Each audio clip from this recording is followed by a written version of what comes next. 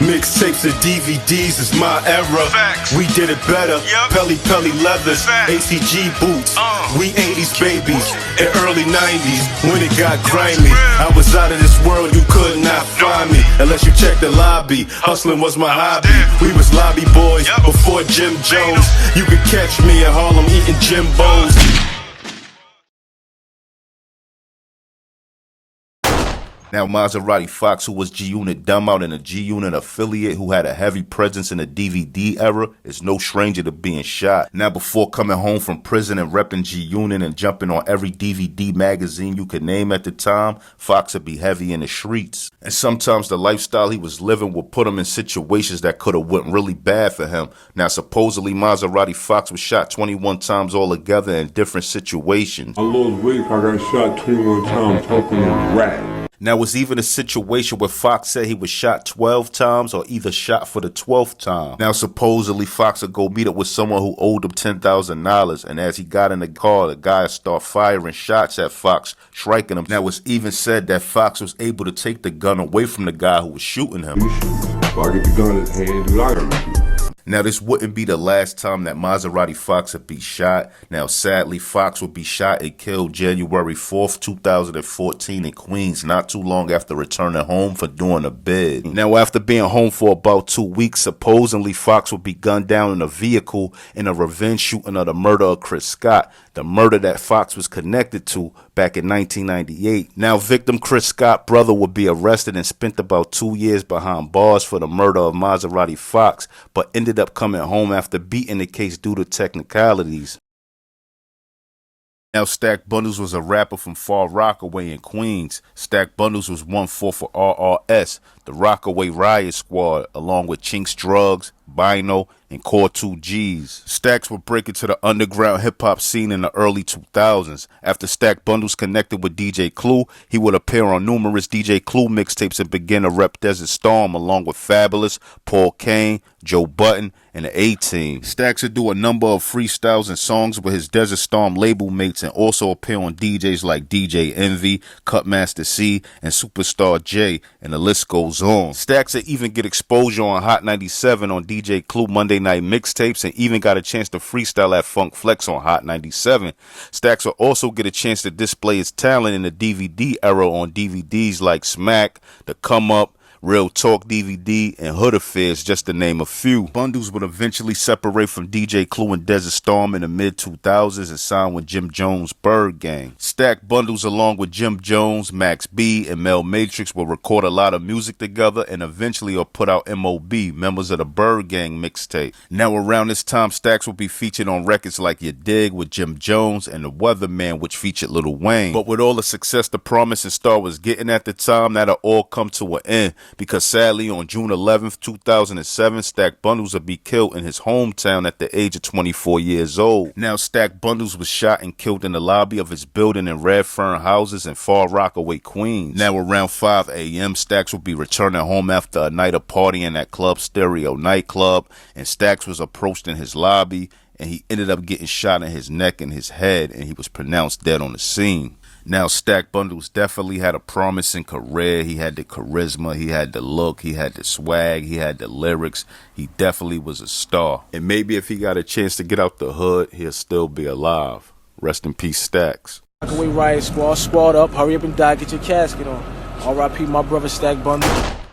Now, Chinx is a rapper from Queens, New York, Far Rock to be exact. He was introduced to us in the mixtape and DVD era by Stack Bundles. Chinx was a member of the Rockaway Riot Squad along with Stack Bundles, Bino, and Core 2Gs. Chinx will appear on numerous DVDs and mixtapes with Stack Bundles, somewhat creating a big noise for himself in the streets. But before Chinx Drugs buzz can really take off, he'll be locked up and spent nearly 5 years in jail. While being incarcerated, Chinx will lose his close friend and fellow RRS member Stack Bundles. Now, once Chinx Drugs came home from prison, Max B will reach out to Chinx on the strength of Stack Bundles. Max B and Chinx will lock in a studio to make music together, where Chinx will start to form a relationship relationship with French Montana, who was close to Max B at the time. Now, after Max B was sentenced to 75 years in prison, Chinx Drugs and French Montana became closer, and Chinx will officially become a member of the Coke Boys and become one of the hottest new rappers in New York City, dropping records like Couples, Feelings, Dope House featuring Jadakiss, I'm a Coke Boy, and Bodies featuring Rowdy Rebel and Bobby Smurda. But sadly, with all the success that Chinx was getting in the music industry, he'll be shot and killed in his new Porsche May 17th, 2015. In this exclusive video, you see Quincy Homer taken into custody by NYPD's Queens South Homicide Squad on December 14th, 2017. Homer and alleged accomplice Jamar Hill were charged with second-degree murder, attempted murder, and other charges in the 2015 murder of rising rap star Lionel Chinx Pickens Jr. Detectives say Homer was the shooter who pumped bullets into Chinx' Porsche, killing him. Now, Freaky Tai is a rapper slash hype man from Southside Jamaica, Queens. Freaky Tai and Mr. Cheeks, while being in high school, started a crew called the Lost Boys, aka LB Fam. Now, LB Fam would eventually grow in Queens, and their clique would eventually be over 100 deep. After seeing their influence in the hood, Freaky Tai, Mr. Cheeks, DJ Spig Nice, and Pretty Lou would start a rap group called the Lost Boys. The Lost Boys had dropped their debut album in 1996, which went gold for legal drug money, with singles like Lifestyles of the Rich and Shameless, Jeeps, Lex, Coupes, Beamers, and Benz, Renee, and Music Makes Me High. They'll follow up with their sophomore album in 1997, Love, Peace, and Nappiness, that also went gold. Now, by 1999, the Lost Boys was at the peak of their career and one of the biggest groups out of Southside Jamaica, Queens, and in hip-hop in general. And on March 28th, 1999, Freaky Tai found herself in some trouble that he didn't make it out of. Now, Freaky Tai will be shot and taken out of his glory in a case of mistaken identity. Now, supposedly, the Lost Boys will have beef with another crew from their area called the Hellraisers, who once was cool with the Lost Boys, but they fell out with them. Now, it's said one of the members of the Lost Boys was robbed by the Hellraisers. Now, after this member of the Lost Boys was robbed, the Lost Boys would quickly get revenge on the Hellraisers,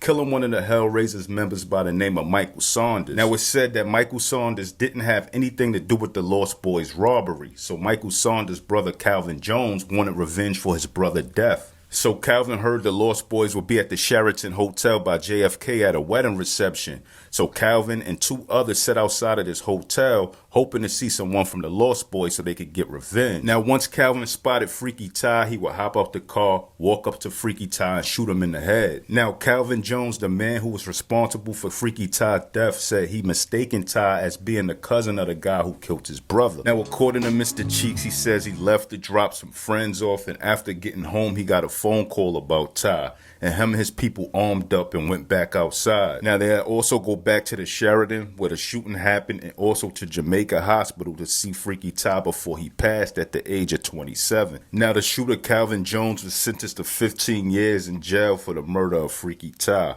It's a baby boy, Young G baby, Get Low Record, QBB. DVD Era TV back at y'all with another one. Y'all know the slogan. Let's get straight into this one. Now, G Baby is a rapper from Bed-Stuy, Brooklyn, New York. G Baby will hit the DVD scene in a DVD era, accompanied by Brooklyn rapper News. Now, G Baby would appear on a countless number of DVDs with News, where he would display his outspoken and entertaining personality. But G Baby would eventually shy away from News and begin to promote his own brand, QBB, along with Bo Mayo. Now, after creating a buzz for being on numerous DVDs, G Baby would sign a Memphis Bleak Get Low record label. G Baby partner in QBB, Bo Mayo, would be arrested and sentenced to years of prison for a case that G Baby was charged in as well. But G Baby would go on a run to avoid jail time. Now, while being on a run, G Baby would spend a lot of time with Queens rappers Frenchie and Mazaradi Fox. Now, while the underground music industry began to switch from DVDs to the internet blog sites, G Baby along with Frenchie would drop videos for Damn It, Cloud9, and Stacks on Stacks, just to name a few. G Baby would find himself beefing around this time, accompanied by Mazaradi Fox with other Queens rappers Young Dice and Rich De Niro. It would seem like G Baby would create a buzz all over on the internet with all the beefs he was involved in. But sadly, March 2010, G-Baby would be gunned down and killed outside a club in Missouri in Queens. Now, G-Baby was doing a show at Club in Missouri and Fabulous was the headline. After Fabulous left the club, G-Baby followed.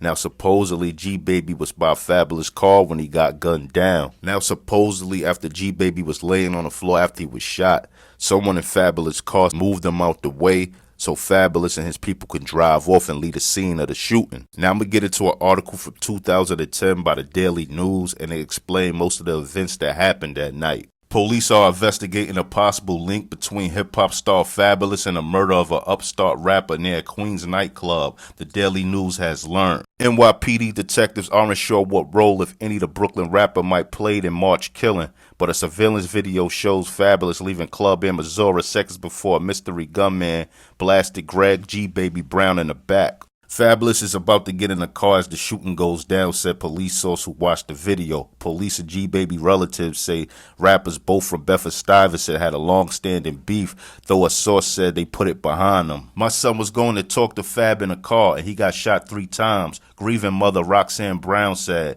"I don't know what's going on. I just want to know who killed my son." News of the young rapper murder spread on the internet after Fabulous wrote about it on Twitter 7 hours after the shooting. Lost a soldier in the field this morning, he tweeted, "R.I.P. G-Baby." Fabulous got there around 3 a.m., said former NYPD hip-hop crimes investigator Derek Parker, who was at the concert helping with security. Fabulous left the stage an hour later. Parker said soon after he left the club, there was gunfire on Archer Ave and 143rd Street. G-Baby was shot in the back, and a person cops said was an innocent bystander was wounded in the groin. A second victim, a 20-year-old man, survived. Parker has worked with detectives from the 103rd Precinct and the NYPD Intelligence Unit, acting as a bridge between the hip-hop community and police. G-Baby and Fabulous had beef before, but they supposedly squashed all of that, Parker said. So basically, this is how Fabulous was connected to the whole murder and death of G-Baby. Now, after there was no arrest made for G-Baby's murder, his mother will come forward in 2018 and say that her nephew was attacked by the man who's believed to kill her son in Queens. And she even goes on to say that the guy that supposedly may have killed her son was a very dangerous dude, and she basically want 103rd Precinct to speed things up so she could get some justice for her son.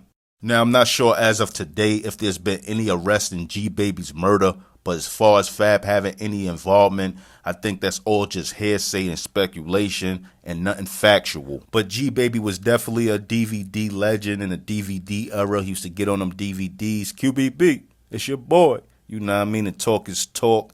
And you know, he definitely up there with the Shay Davises, the French Montanas, and so on. Anybody you could think that was in that era making noise on them DVDs, he definitely up there with them.